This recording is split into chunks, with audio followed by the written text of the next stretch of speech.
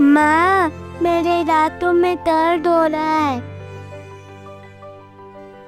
अरे, ये काले और सफेद धब्बे क्या हैं? हमें जल्द ही दांतों के डॉक्टर के पास जाना होगा। क्या आपके बच्चे के दांतों में सफ़ेद या काले धब्बे हैं, या दांतों में खाना फंस रहा है, या क्या रात को खाना खाने के बाद आपके बच्चे के दांतों में दर्द होता है?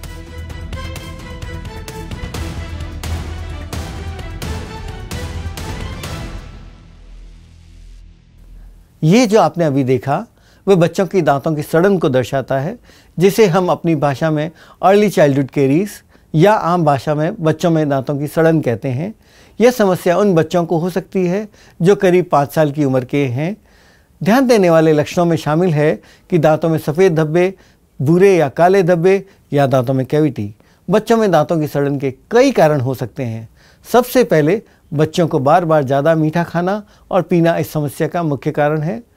इन मीठे पदार्थों में चीनी वाला दूध, बाज़ार में मिलने वाला फार्मूला मिल्क, पैक्ड जूस, मिठाइयाँ, चॉकलेट, कैंडी और कोई भी ऐसा खाद्य पदार्थ जो देर तक दांतों पर चिपका रहे, चाहे वो नमकीन ही क्यों न हो, वो भी शामिल है। दूसरा मुख्य कारण है दांतों की नियमित सफाई का ध्यान न रखना। यदि बच्चों के दांत ठीक से साफ नहीं किए जाते और टूथपेस्ट का इस्तेमाल नहीं होता तो यह समस्या और भी बढ़ सकती है। जब भोजन दांतों में फंसा या चिपका रह जाता है तो दांतों की सतह पर बैक्टीरिया बढ़ने लगते हैं। ये बैक्टीरिया दांतों की सतह पर एक परत बना देते हैं जिसे हम प्लाक कहते हैं। ये प्लाक के कीटाणु एसिड बनाते हैं जो कि दांतों के एनेमल को नुकसान पहुंचाते हैं। यदि इस प्लाक को अच्छे से ब्रश करके न हटाया जाए तो दांतों में कैविटीज़ हो सकती है और कीड़े लग सकते हैं। यदि हम दांतों की सड़न का इलाज नहीं करते हैं तो इससे दर्द या सूजन हो सकती है और कभी कभी इसका संक्रमण गर्दन और चेहरे तक भी फैल सकता है। कुछ मामलों में ये बच्चों की मृत्यु का कारण भी बन सकता है, लेकिन हमें घबराना नहीं है। हम इसकी रोकथाम बहुत ही आसान तरीके से कर सकते हैं।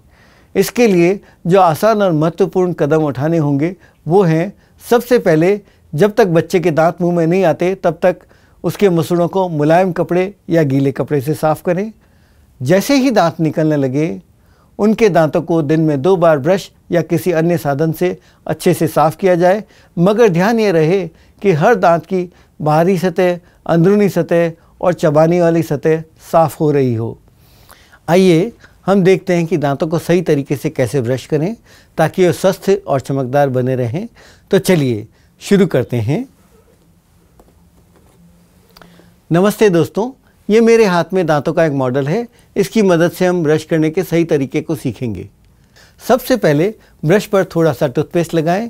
याद रखें कि बहुत ज़्यादा टूथपेस्ट की ज़रूरत नहीं है।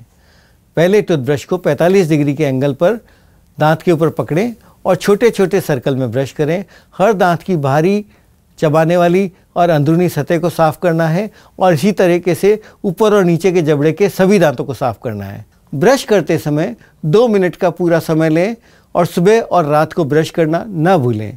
सही तरीके से ब्रश करने से आपके दांत स्वस्थ और चमकदार बने रहेंगे।